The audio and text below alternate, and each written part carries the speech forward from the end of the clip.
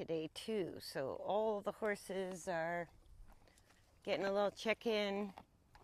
And with Lexi, we've been working primarily under saddle, and she's really doing well. But we're having to kind of stay on tight turns, getting her straight on smaller circles to really stabilize that hindquarter. She has a lot of trouble, like Rafalco, holding engagement. And so I wanted to work on engagement coming from a different way today, which is sort of upward and downward transitions. So I put her on the long reins to be able to help her stabilize left to right while we play with transitions. And I thought what I would do is just do about 10 minutes to the right, which is a little bit her harder direction. Doing walk, trot, canter transitions on the long reins on as big a circle as possible. I might even end up walking with her if she's not forward enough. And then maybe 10 minutes to the left, and then the rest of the time, like 20 minutes of transition work is a lot. And so the rest of the time I work her, I'll just let her walk and stabilize her coordination after the speed work by staying at the walk on the long reins, probably on a big circle instead of a small circle, because we're doing lots of small circles under saddle. Okay, so we're just gonna time it, and I'm gonna, whoops, okay, sorry, I didn't mean to snap it, but I got the canter, a little bit of a reaction into the upward transition, but not too bad. And if she pulls really hard, I can walk a little bit with her. Whoop.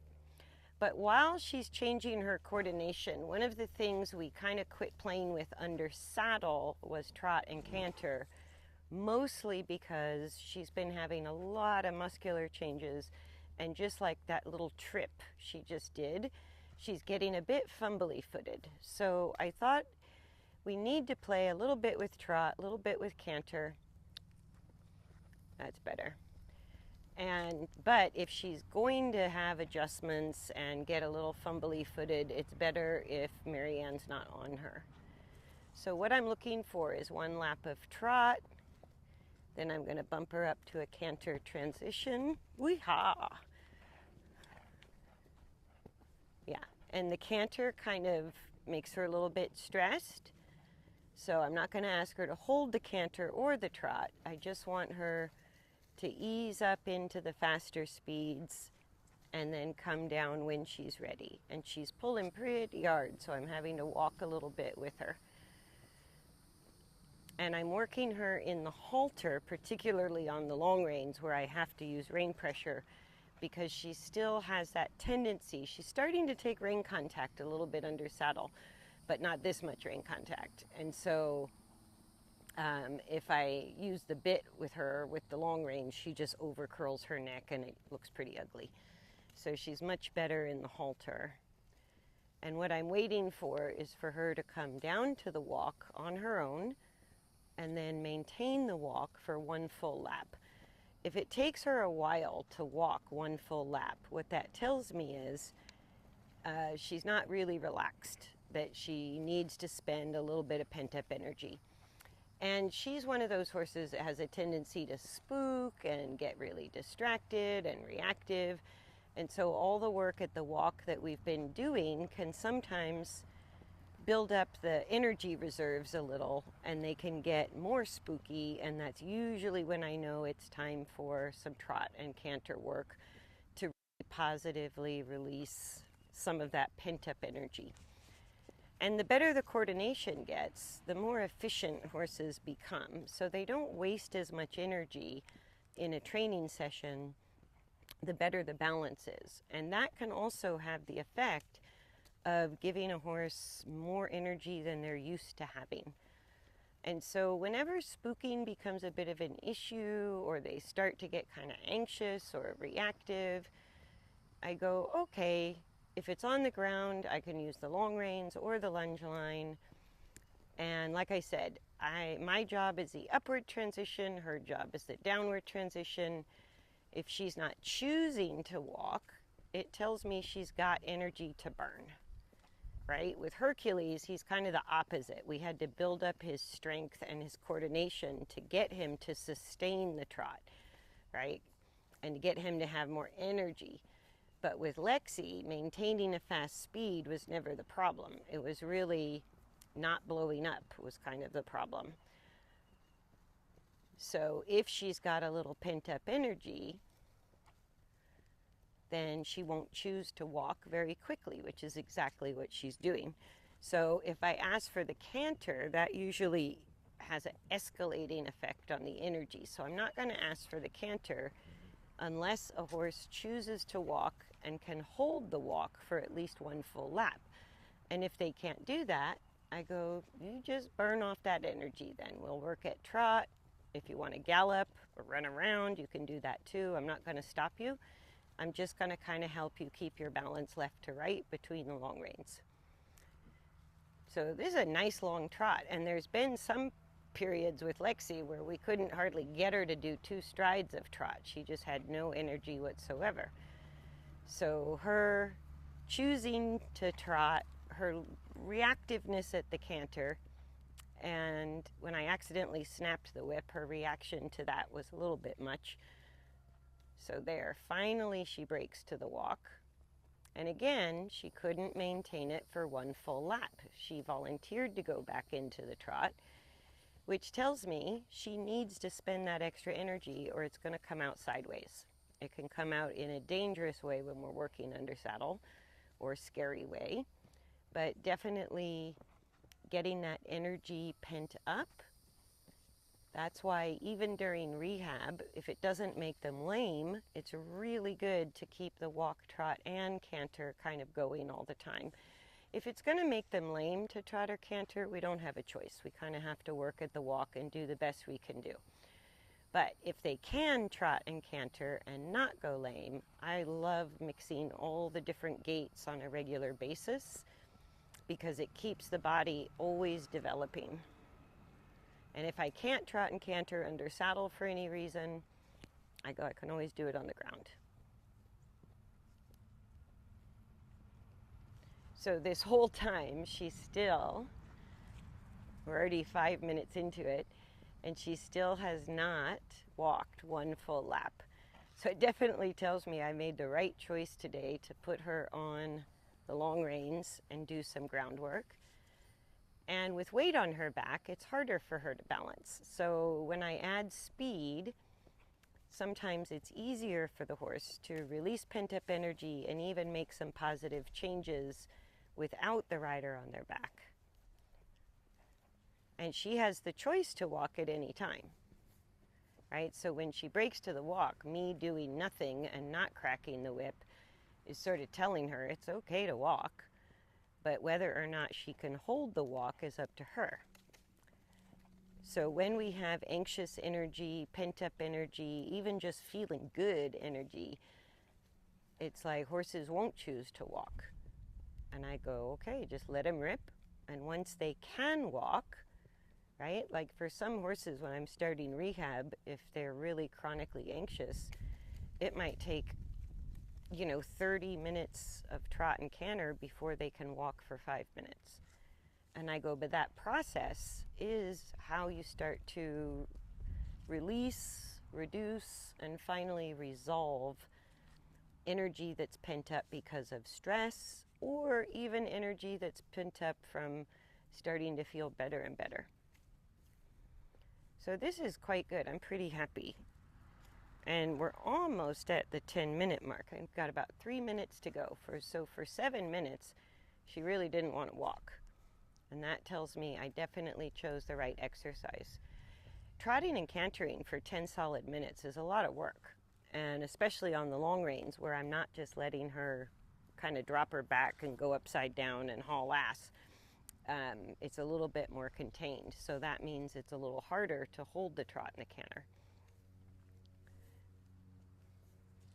Good, so if she'll walk another lap, then I'll ask, because it took her a while to come down to the walk, instead of just getting one lap of walk, I'm letting her have a couple of laps, 2 or 3, and there she settles a little bit more. She quits pulling on my hands so much.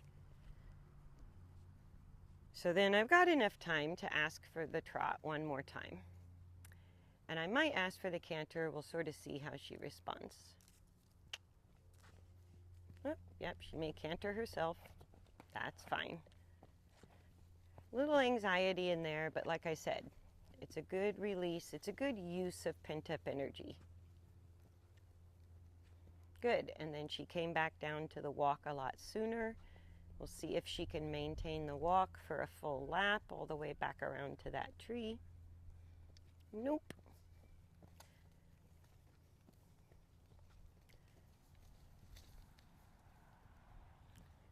Yep, so that's good.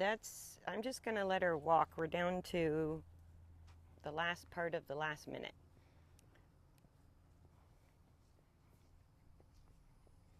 So what I'll do, because I know by the time we hit the 20-minute mark, she's going to be out of energy. I'll go ahead and change directions, do the other side, and then I'll repeat each direction at the walk, right? So she'll have 20 minutes of walking compared to 10 minutes of mostly trotting and a bit of cantering. Okay. So I'll go ahead and change direction. Good girl. Yeah, this way. This way. There you go. And we'll see what she does this direction. So I'm going to let out my long reins till I run out of outside rein to make the circle as big as possible for her while we're working on speed transitions.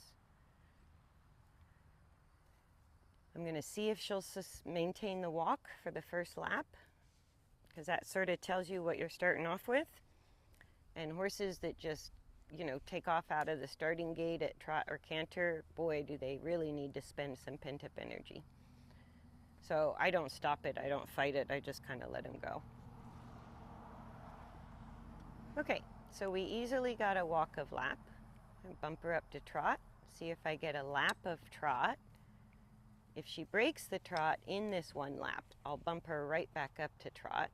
If she doesn't break the trot, so there, I'm just going to ask again for the trot, but I'm still on my first lap of trot. So now she comes back around by the tree. She made her lap of trot. I'm going to ask for a canter. Yeehaw.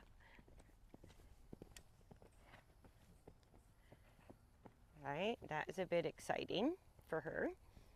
So then I'm going to let her, once I ask for canter, she can take as little time or as long as she wants to break to the walk. Then I'll let her walk for at least one lap of walk, and then we'll repeat a lap of trot and then a canter transition.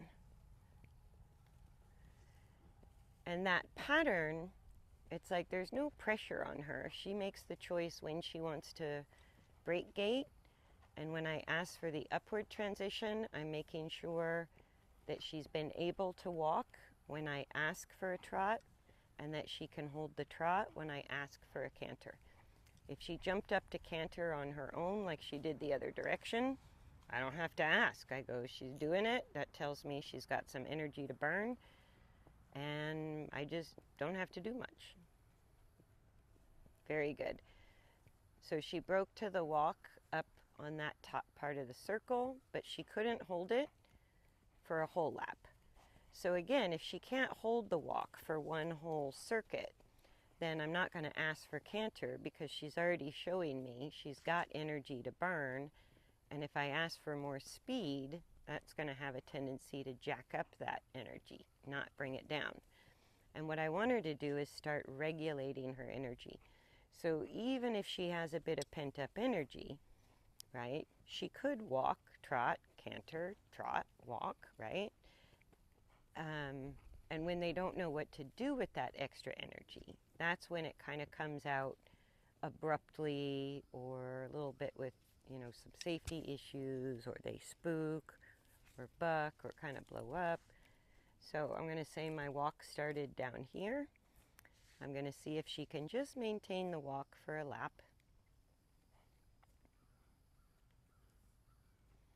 And if she can make it all the way around without breaking into a faster gait on her own, then once she passes that tree down there, I'll ask for the trot again, and then I'll see what she does.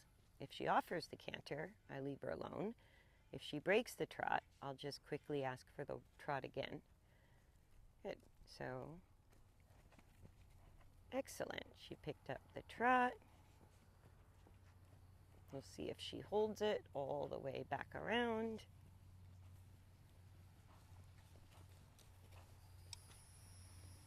Excellent. There's my lap of trot.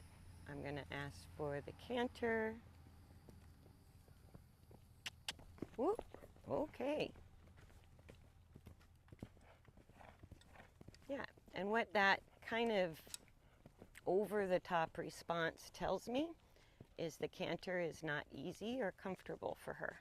That's all it tells me. She's not being naughty. She's just telling me canter work is a little hard. I don't feel like I have a lot of control, and it's maybe creating some discomfort somewhere in her body. So that's why I just think of canter work as I ask for the transition, and that's it, right? Then I want them to find their own way all the way back to one lap of walk before I ask for another upward transition. Good. And she broke gait to the walk basically in about the same place. So she made it about 3/4 of the circle at the walk, and then she went into trot on her own. And that's what I mean, that asking for the canter twice brought up kind of her anxious energy.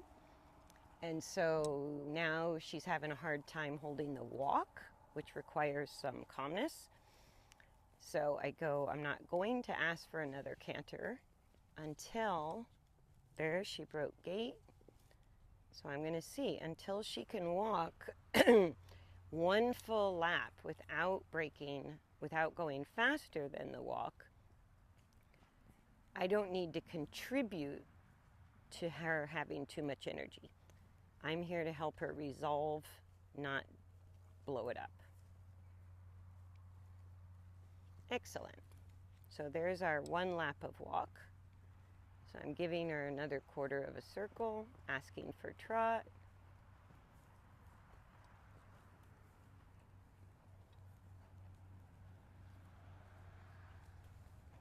Really good. She trotted all the way around, almost breaking to walk. I'm going to bump her back up to trot, give her about a 1/4 of a circle so I don't blow her mind, and then I'm just going to ask for canter. Yeah, that canter is a little more thoughtful, not quite as anxious. Still, she has to kind of go pretty fast, which tells me she doesn't have a lot of control over herself in the canter, and it still doesn't look entirely comfortable for her, but it's not scaring the crap out of her anymore, or she's not reacting to it, I should say. It's not really scaring her, but she's a bit reactive when I ask for the canter, which is, it just means you're not going to get a balanced canter even under saddle when they react that way. Good. And this time I'm going to let her walk all the way back around to that tree over there and count that as my one lap of walk if she doesn't break gait before then. And see, just by repeating transitions, it's like the first thing that happens is it just quits getting so exciting for them, right? They just relax. A trot's just a trot, a canter's just a canter.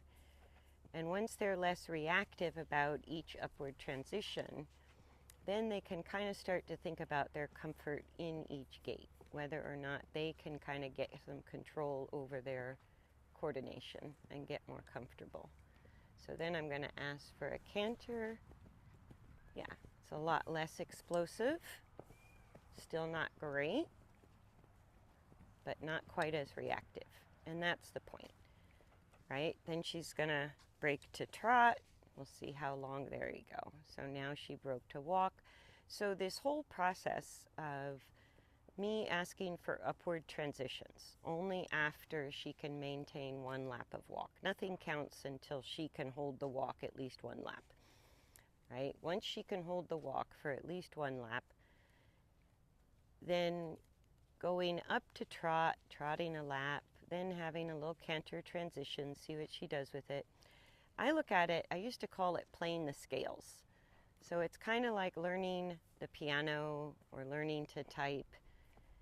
She's just going through walk, trot, canter, trot, walk, trot, canter, trot, walk. I'm giving her the support left to right with the long reins, but I'm really kind of leaving it up to her how she wants to go about things. If she has a lot of energy, it's going to be hard for her to walk, so it turns into a very useful exercise for her to spend pent-up energy in a positive way. If she won't maintain the trot or the canter, I don't really care either. The more transitions, the better.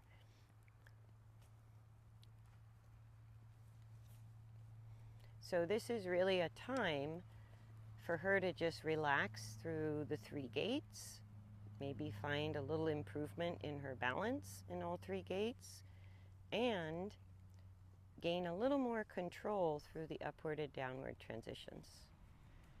And I just blanked out on where she broke to the walk, but I'm down to the last minute of the 20, so I'm going to leave her at this point. I'm just going to say that's good enough. A little bit hot today too. We're starting to come into summer and her nostrils are big, so that's probably enough. And what she showed me is her pent-up energy was spent. She relaxed a little bit through the transitions, through all 3 gaits. She's able to hold the walk. So I can call that good and not over-stress her physically. She's an older horse. She's over 20. And so I'll just spend the rest of the time, like now, I'll just walk for 20 minutes to the left, and then we'll end by walking 20 minutes to the right. And where's my remote? There we go. Okay.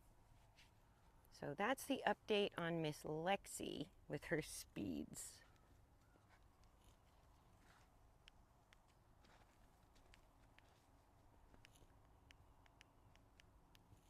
Uh-oh. Did we run out of battery?